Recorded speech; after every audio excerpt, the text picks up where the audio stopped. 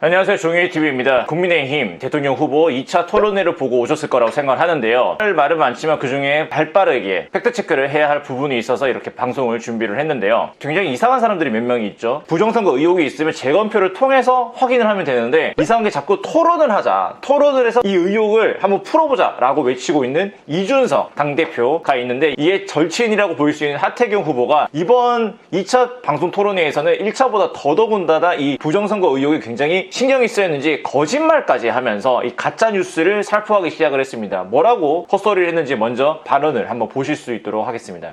비정상적인 투표지가 나온 것 때문에 대법원에서 조작된 증거가 없다고 발표를 했습니다. 물론 그렇습니다. 대법원에서 그런 판결을 했는데 대법원이 판결을 했다고요? 조작의 증거가 전혀 없다라고요? 그러면 하태경 후보님, 저기에 계신 후보자들에게 그렇게 설득을 하려고 야단치듯이 말을 하지 마시고요. 그 대법원이 말을 하는 그 판결문을 페이스북에 올리던가 저런 토론회에 가지고 와보세요.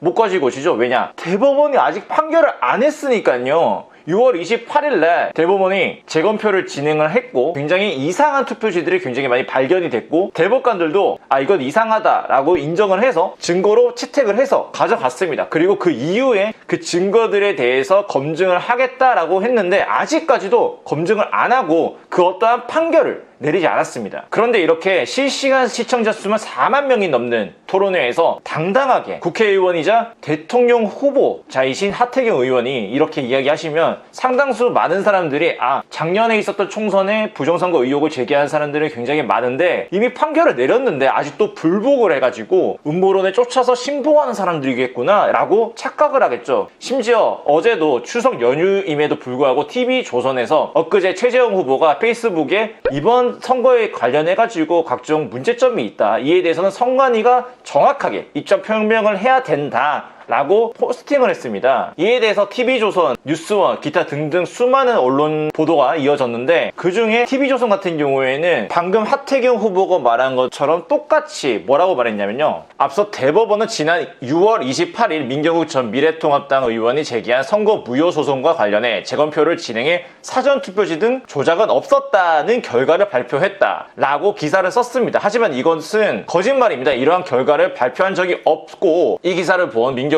전 의원 같은 경우에는 곧바로 해당 기사에 대해서는 언론중재위원회에 제소를 할 것이다, 거기에 상당한 손해배상 청구액이 제기가 될 것이다 라고 했더니 1시간도 되지 않아서 곧바로 해당 TV조선 기사가 어떻게 바뀌었냐면요, 사전투표지 등 조작은 없었다는 결과를 발표했다 라고 하는 부분이 사라졌습니다. 정리를 하자면 기자들마저도 팩트체크가 제대로 되지 않은 상태에서 대법원이 그런 판결을 내린 적이 없는데도 당당하게 저렇게 기사를 썼다가 원고 측으로부터 문제 제기를 하자 1시간도 되지 않아서 저렇게 기사를 고치는 모습을 여러분들이 보신 겁니다. 하태경 의원도 마찬가지죠. 대법원이 판결을 내린 적이 없습니다. 그러니까 저런 토론회에 나와서 다른 후보자에게 부정선거 의혹에 대해서 어떤 생각을 가지느냐, 무슨 사상검증 하듯이 이야기하지 마시고요. 선관위 그리고 대법원에게 재빠르게 재검표를 해라, 그래야 이런 의혹이 사라지지 않느냐 따지면 좋겠습니다. 당대표 이준석과도 굉장히 친하니까 그런 친분 이럴 때 잘 이용을 해가지고 당대표 권한으로 선관위 대법원에 적극적으로 재검표를 촉구를 해서 당신들이 이야기하는 것처럼 야권 내에서 이렇게 갈라지는 것이 아니라 재빠른 검증을 통해서 부정선거인지 아닌지 정확하게 판단할 수 있게끔 촉구를 하십시오. 이렇게 토론회에 나와서 거짓말로 가짜뉴스를 살포하지 마시고요. 이재명이 저번 선거에서 토론회에서 거짓말을 했다가 기소까지 됐는데 대법원에서 무죄를 받았죠. 이렇게 나쁜 것만 배우려고 하지 마시고요, 좀 좋은 선행을 해주시길 부탁드립니다.